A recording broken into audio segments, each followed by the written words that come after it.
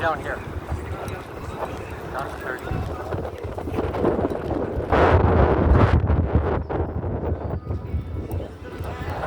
The wind is interfering with got a little fuzzy on here. Correct some of that.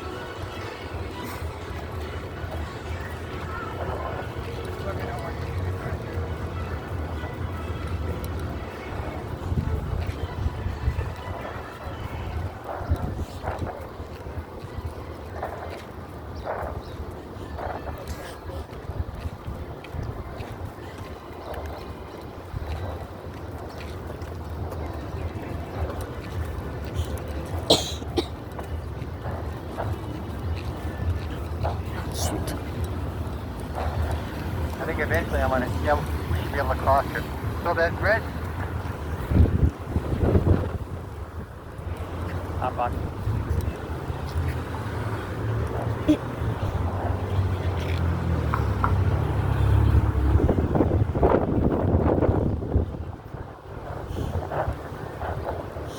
So this red building, if you look, it says Lucky Clover Irish Pub. Right above it's Steinmeier. Built by William Steinmeier, Wilhelm Steinmeier. He was born in Dortmund, Germany, which if you know much about their geography, that's up near Ruhr Valley, the industrial part, Dortmund. It was a dry goods store, the Mack Brothers dry goods store. In 1862, Steinmeier was in the Civil War, fought at Chancellorsville, Gettysburg, Chattanooga, Atlanta. When he came back, he just became a general dry goods grocery store. He said he used to deliver groceries for people in wheelbarrows. So, how far do you want to go with a wheelbarrow, right? To the south side now. It was probably most of the area. Back then, everything you needed within walking distance you could do in German. Or in Mitchell Street, everything you needed within walking distance you could do in Polish. That's culture. So,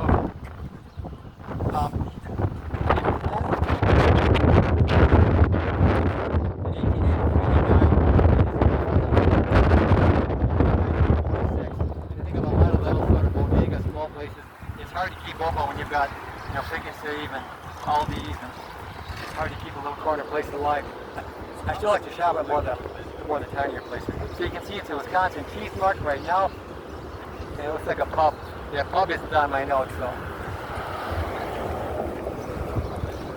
So over here is a Cream City brick building. It's called Victorian Gothic, and I think a lot of those that's almost crenellation just below the roof, the vertical bricks. That I guess is typical of the Victorian. Cream City brick, like a lot of things are. It was originally the Lips Millinery Building. John Lips came from what was then called the Grand Duchy of Baden. Today, probably the German state of Baden-Württemberg. Could even be the city of Baden-Baden. It didn't get any more. Actually, it says he was from Neuschwanstein. I could not find a Neuschwanstein, so I think the notes I got from them was not all reliable. He arrived in New York City in 1845, got here in 1858. This was a millinery, a fabric kind of a store. And it was here until 1886 is when it closed. So I guess he didn't get it down to any other relative, but I think it is a beautiful building. In fact, if people actually, those tall double-hung windows, just a die for. Cool. Well, let's see if we can cross the street here a little bit. You guys talking about meters? Yeah, that's on here next, matter of fact. But it's easier to see from this side. Ooh.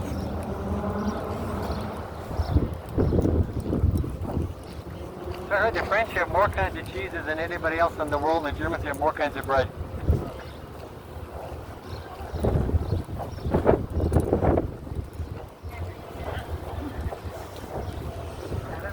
across the street from us is Mader's.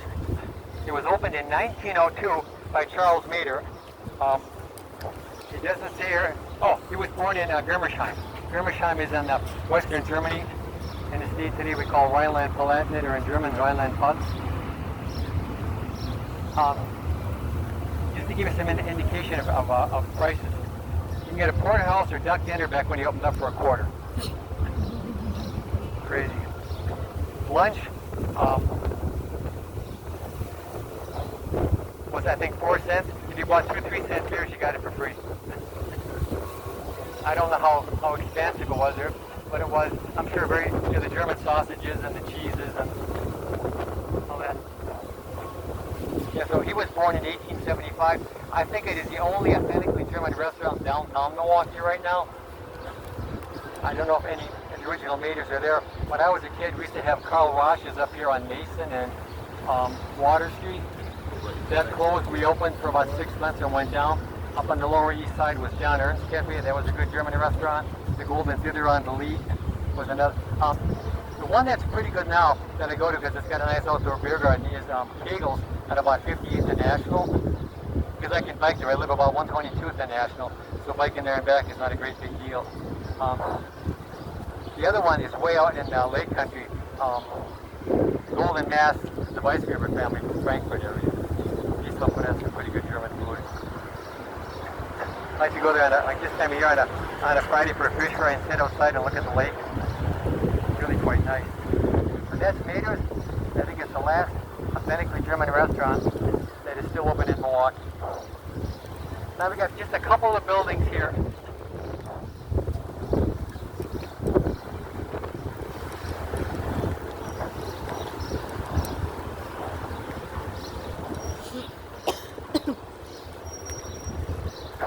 And we'll stop just after Mader's. Willkommen is this. So this building here, it says 1033. It is called architectural style commercial Italianate. Looks like more than Milwaukee Cream City. I got a feeling those arches with the keyways on top is probably what makes it Italianate, as well as the top. A guy named John Prislav, who lived from 1820 to 1900, opened that up. He was from Pomerania, which is northwest Germany, north of Berlin, way up on the coast area. It was a hardware store. He opened up a wholesale business on Blankenton. And I remember the same place I worked at when I was in college across the street. I think they used to call it Hack's Warehouse. But if you look on top, it says Blankenton Building. So that was his hardware warehouse. He expanded from down here to go down to a little south of Wisconsin Avenue. Next one should be 1031. Let's see.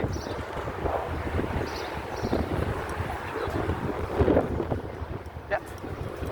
This is typical too. I don't know if all over Europe, but definitely in Germany. They do not separate buildings. Everything seems to be a lean-to to your neighbor. You can't walk between the buildings to get somewhere. It's quite common. So 1031 is Adam Bauer building. He was Swiss. Had a dry goods millinery. After he got out of the 1031 building, it turned into a Konditorei, which is like a German sweet bakery store. That long those days when that was done. So yeah, you just need 3 German businesses in a row. I think the next one is included here too.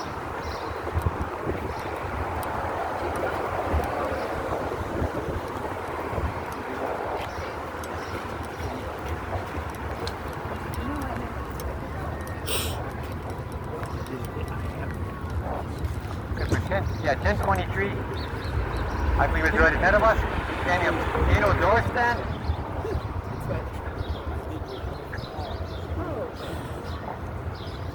It was like a craft store.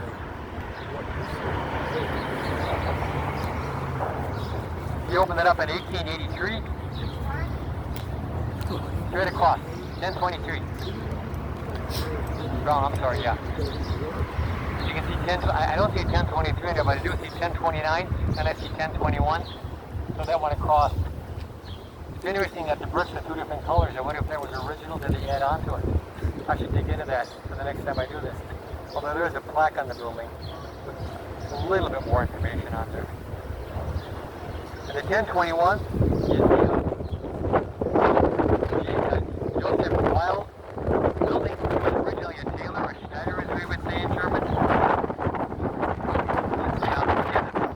Taylor brothers, Johann and Heinrich from Baden, which is like near the Stuttgart area of Germany. They set that up. Yeah, J&H Wild on top. Built in 1888. The building next to it then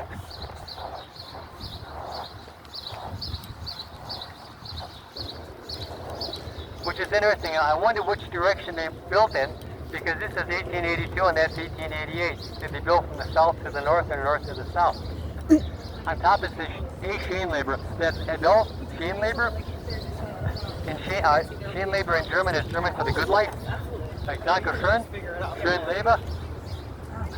Labor is to live. This is also your labor, here's to your liver. He came to Milwaukee in 1848, opened up a furniture store here. He was also an undertaker, so I wrote back and he built coffins. It's part of his trade. He also opened up the old Ambrosia chocolate factory, which is where the keep saying Bradley Center. Spicer Forum is right now. When I was going to MATC a long time ago, you could smell the chocolate all day long. Just never out of the smell of it.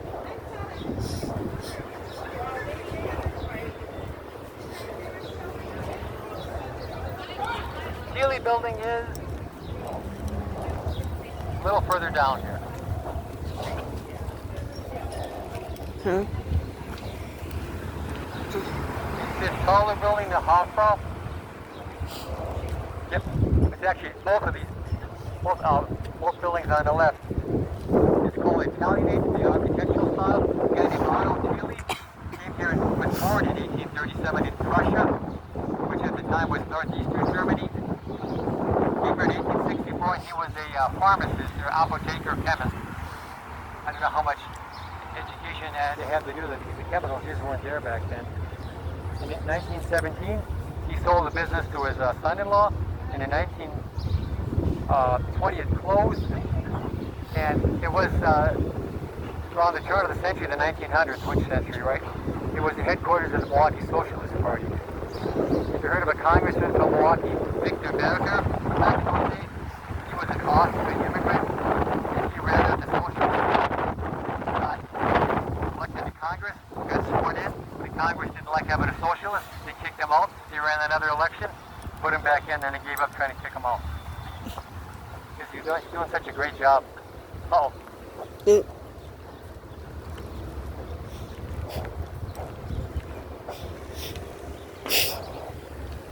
Just behind us is the Usinger sausage factory. They still smoke sausages.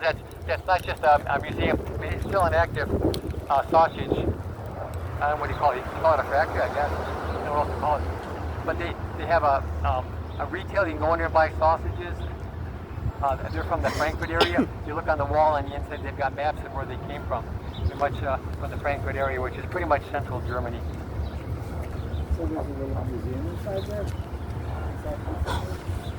I don't know. I know they have a counter there. I don't know if they give tours or anything, but you should find out afterwards. Yeah. I'm going to make a note because I want to make a note on that. And yeah. So the next building is going to be around the corner. We're just going to look from here. We're not going to go to it.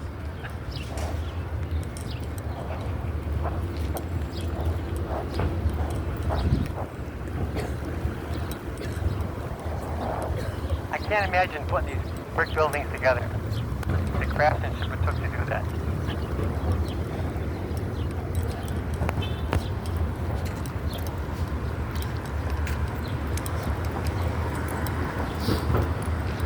Yeah, we'll have to cross. It's a building over here, but we'll look at it from across the street.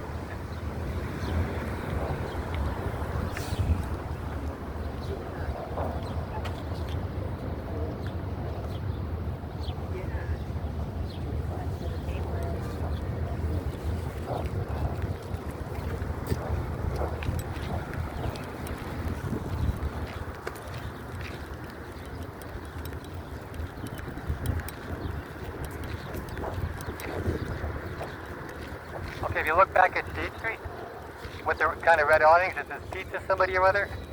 There was Anton Kult, Saloon, and Hotel. Victorian Romanesque style. That one? Middle of the block Okay. with the kind of reddish awnings. That was built by Schlitz Brewing. So back when they had all the breweries in town, if you wanted a bar, you went to a brewery, you said, I'll sell your beer, and you sell their beer only. It isn't what you have. If you're in a Schlitz pub, you're in a Pabst, you're in a Miller, you're in a Gettleman, you're in a whatever. They built it, and you sold that exclusively. Oh, gangway.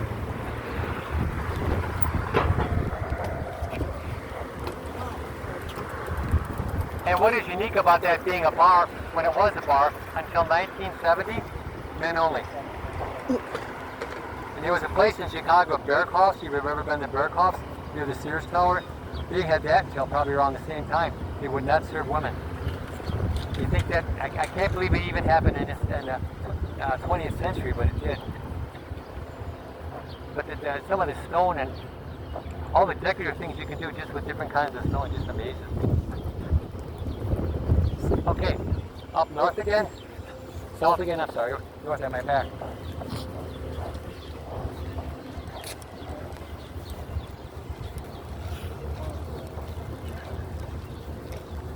Wow.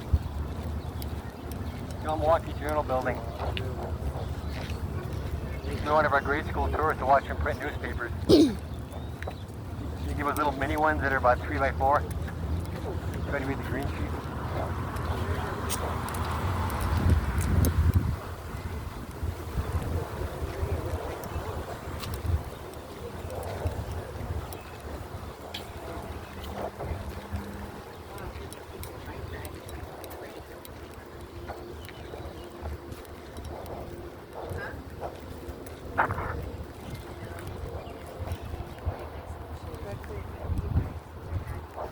Building straight ahead of us was originally the Second Ward Bank.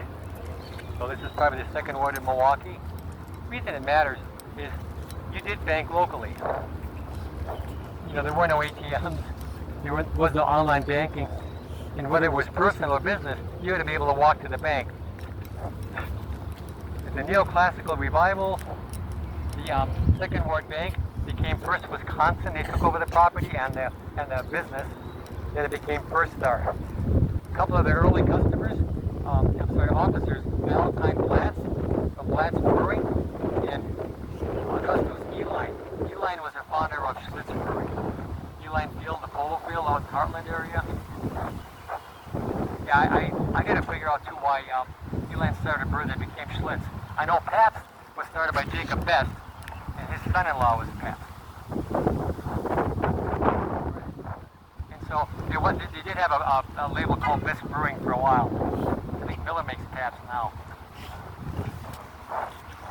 And on our left is Pierre Marquette Park from Marquette and Joliet. The explorers who made it up this way, and I believe they found it Green Bay near Fort Howard.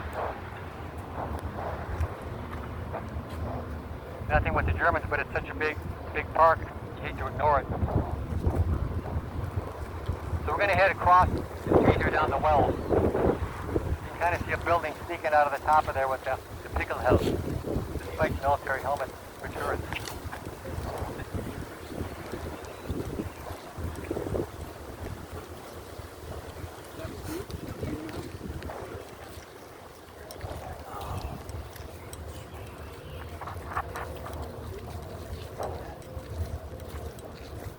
George column tops are cool.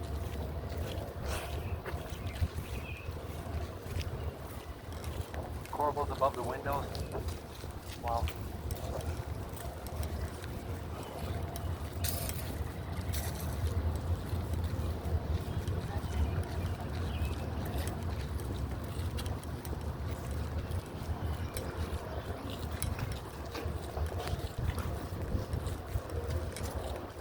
I don't know if they still do, but they used to put a little Oktoberfest in this park. I might have to head down here this fall and take a look and see if they still do. Oops.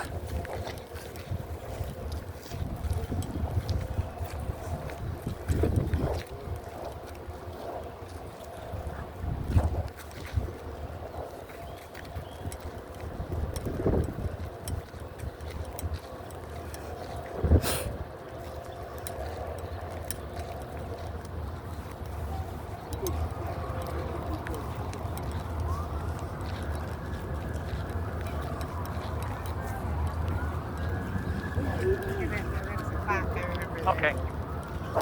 We have a walk light. We'll wait for everybody. You going 26? That's what it said. If you're not safe, I'll wait.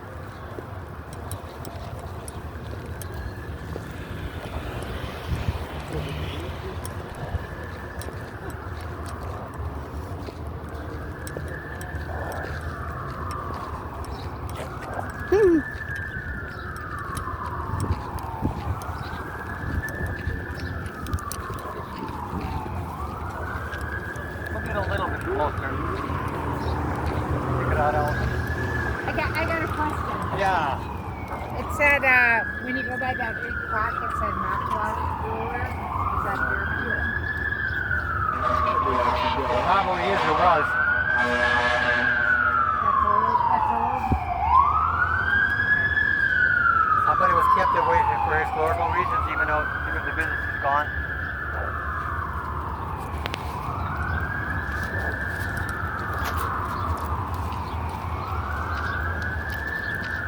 One of the words in German for a jeweler is schmuck, which sounds more Yiddish than German. All that schmuck, all that ornateness. Juwelier is a more formal term.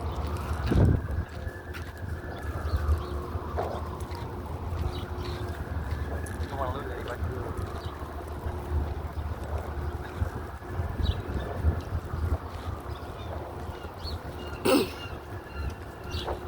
So the building slightly off to our right is the Germania building. I think it's cool they got those Pickelhelm or Pickelhäuser turret tops. According to my notes, when they built it, okay, Germany, if you live there, it's Deutschland. In French, it's Allemand or Spanish Allemagne. Where the German Germania comes from, that's what Caesar called it when he was trying to cross the Rhine and conquer it. They're the Germanians. They could have been a Germanic tribe, I don't know. But English is the only language I know that uses the Germania German thing. In Dutch, it's Duitsland, but Dutch is so close to German that they get away with that. So that's the Germania building. It is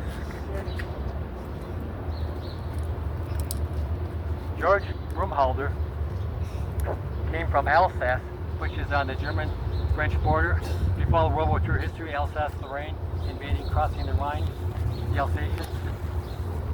Find a lot of good German cooking in that part of France. They'll speak German too, but they don't like it. So, what they had on top there, where you can see the date for a while. Okay, that's my Germania thing. Sorry about that. This big, like, flowery statue of Germania, like a warrior, a Teutonic warrior. That had to come down in World War I, or they're going to blow it up. They were tolerant of the Pickelhelm, but not some shit. Yeah. Took down the Germania statue, yeah. But he ran a newspaper out of that building. What's interesting, architecturally, not so much style, but the way it's built, it's a combination of both stone and steel girders. You watch a lot of these old cowboy movies or whatever, you never see buildings more than 5 or 6 stories tall. That's as tall as you can stack stone without it collapsing on itself. Tall buildings didn't happen until you had steel girders. And now with steel girders, metal girders, you can go up like the World Trade Center was, or Sears Tower, how tall do you want to go? Which is a race. But in true belt and suspenders fashion, it is supported both by steel girders and by stone. It was too new to really trust the steel girders. And when you worked in that building, you didn't want to say, gosh, I hope these girders hold up. Well, they did. And that's when you started looking around the newer buildings downtown Milwaukee. No one builds on a stone anymore. So the stone was decorative as well as functional. Okay, we're going to go. Ooh, can we get around this? Hope so. We're going to take Wells down to more of the theater district.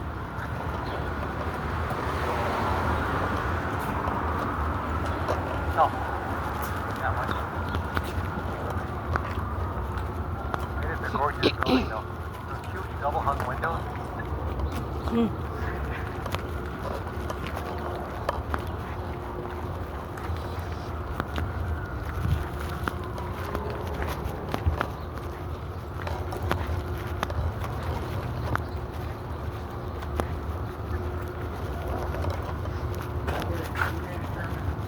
Yep.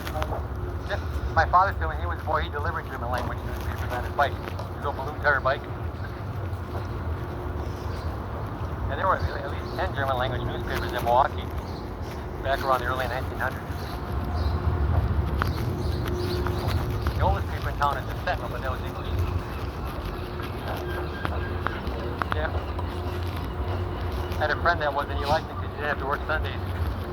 He was a 7-day-a-week keeper, but in the early 60s, he went down to just 6-day-a-week because they just let the journal bought him up.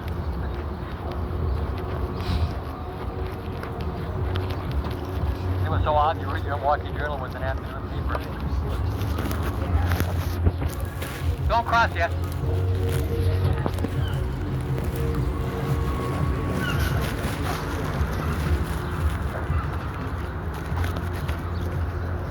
We're going to go left toward the rep. Cross the river and look at the Milwaukee Repertory Theater.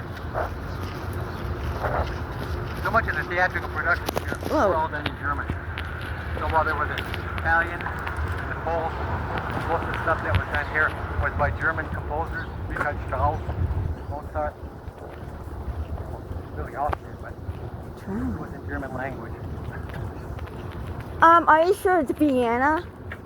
Sorry? Are you sure they're Vienna? Who Vienna? The composers. German speaking. Oh, okay. I see. Kind of organ. Ah.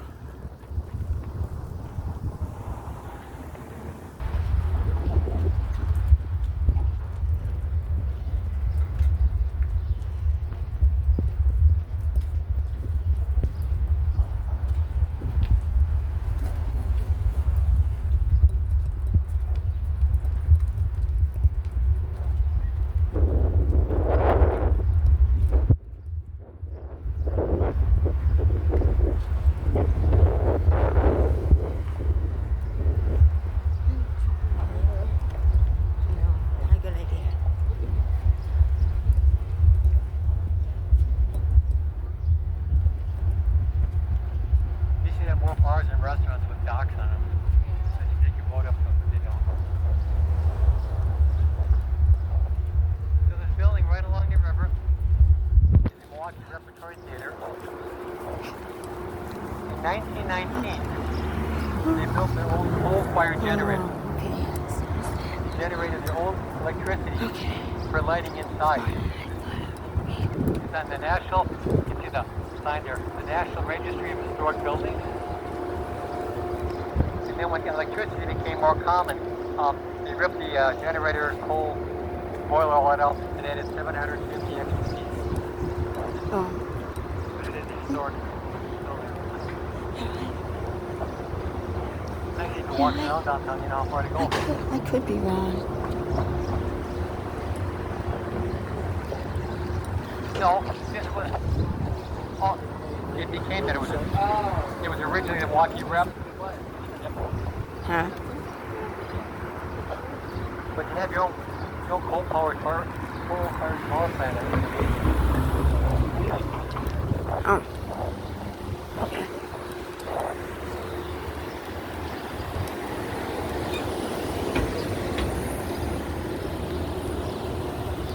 So across the street here with a little bump out, if you look at the second and third floor, this is the Meineke building. It was built by Adolf Meineke, lived 1830 to 1905. He built furniture and toys right downtown, which I find amazing. There's a Meineke Street just off of North Avenue today, probably named after him.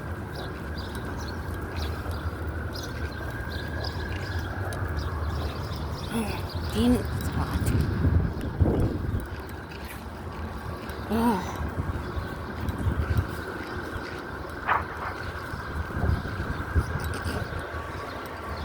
Coming up ahead of us is the Pabst Theater building.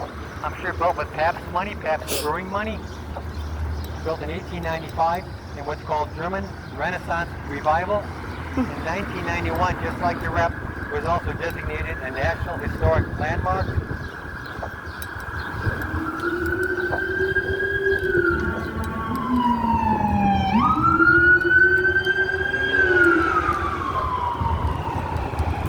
It's the fourth oldest continually operating theater in the country.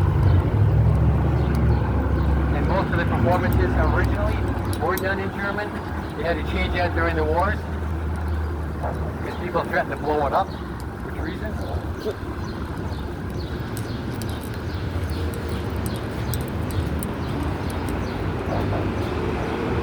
Yeah, there were some birds. It was restored to say 1976 is what my notes say. These plaques probably predate that. Erected in 90, they should have that if it's erected in 92.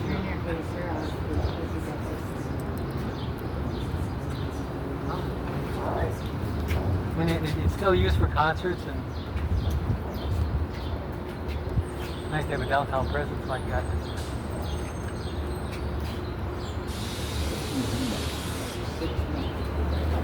Still neat.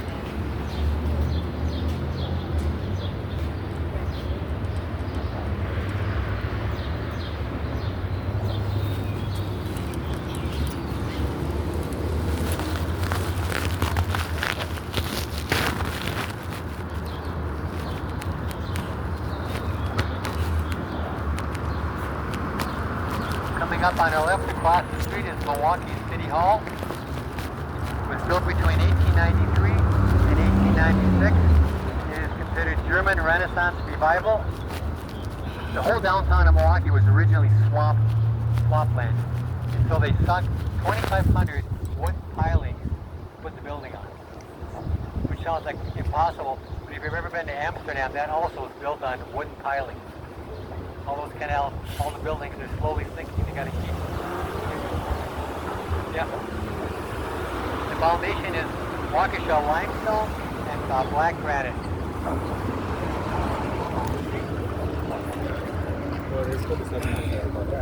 But you can see those Dutch dormers way on top, the bell dormers.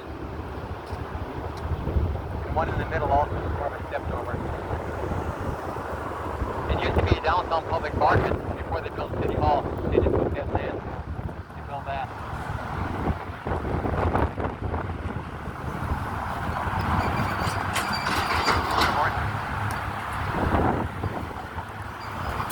Oh, for that?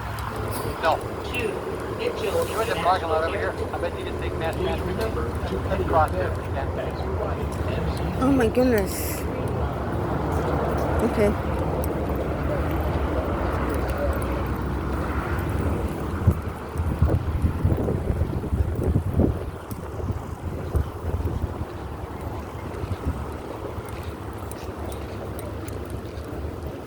Street ahead of it is Market Street, probably from back in the day. But it's once the farmer's market.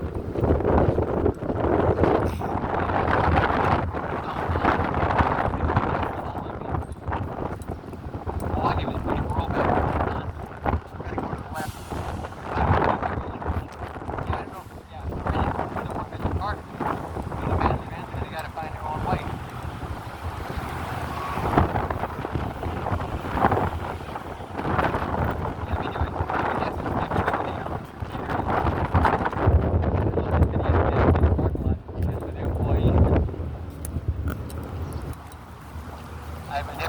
Job is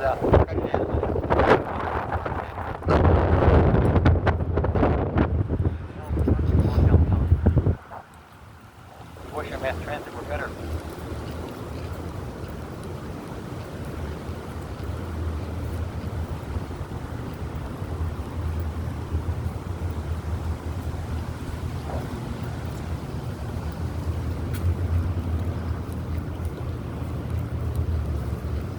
Frank P. Seidler, Mayor.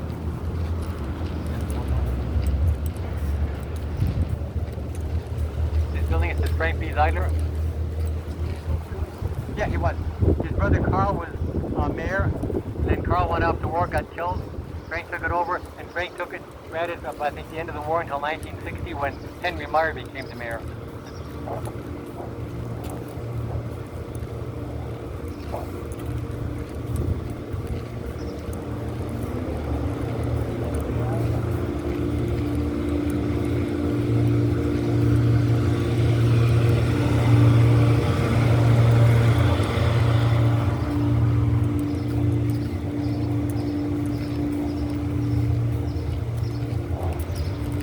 Go to the right to look at the church.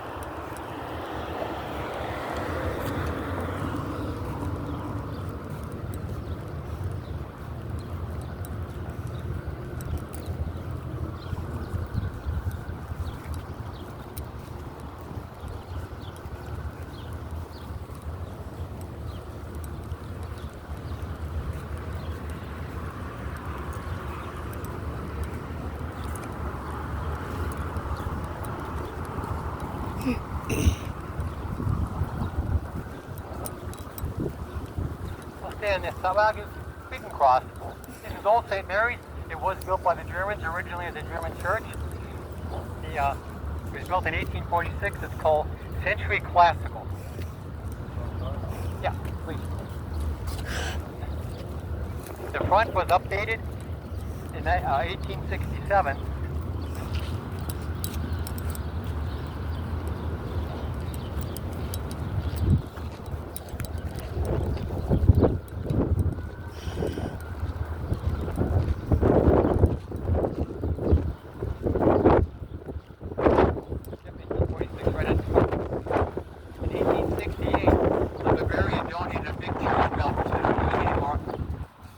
Was Ludwig the First, and if you know anything about his grandson, who they call Mad King Ludwig, built the Neuschwanstein Castle that people sometimes call the Disney Castle.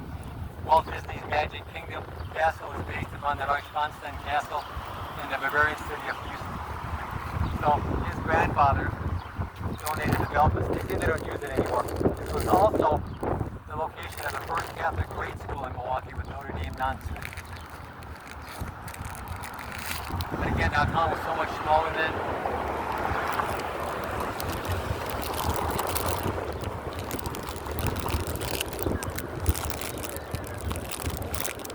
Want to rest a little bit?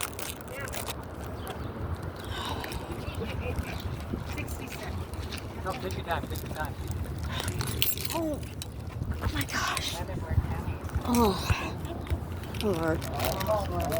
No, just saying, raise your cup. Mary's in Hills Corners. Yeah. You look on the plaque, it just says St. Mary's Church. That must be German too. Reinhardt?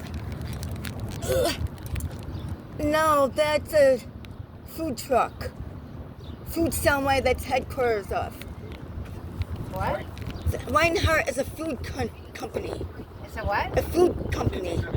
Yeah, German name. Oh, I see. Oh my goodness. Okay. My mind's not stretched up the par.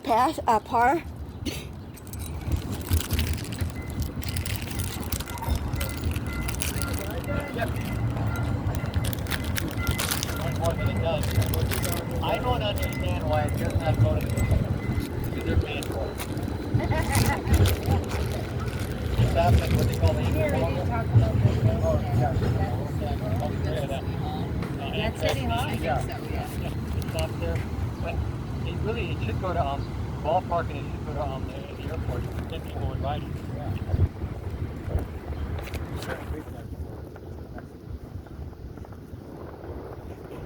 So for 5 years I worked on an army base in Mannheim, Germany. And I biked everywhere when I wasn't biking, I was on public transportation. People would joke at me at the base and said, "You even know how to drive."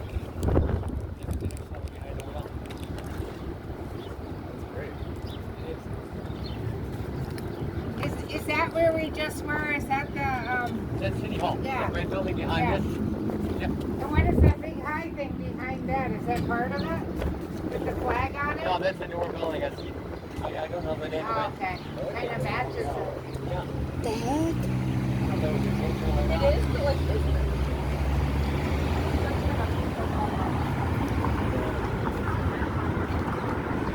Okay. I think it'd be easier if we cross back. We can cross this way first and then over. Uh-oh. Because if we're on top of some of these buildings, they're a little harder to see.